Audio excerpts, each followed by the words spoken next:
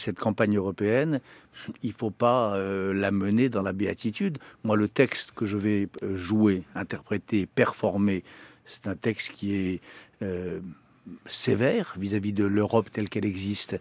C'est un texte qui est où je fais des propositions sur ce que cette Europe devrait devenir.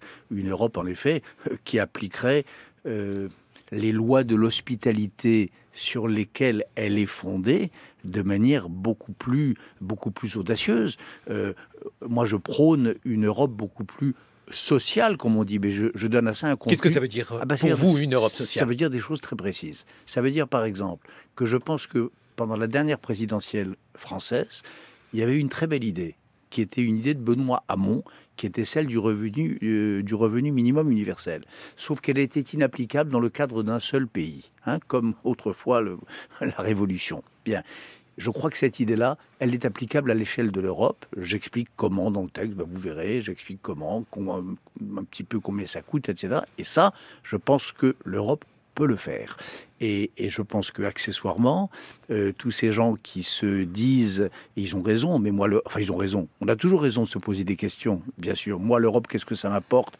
À quoi ça sert? Qu'est-ce que ça change à ma détresse? Ben là, ils verraient ça. Un chèque Hamon, un chèque revenu bien, signé Europe. Voilà un exemple.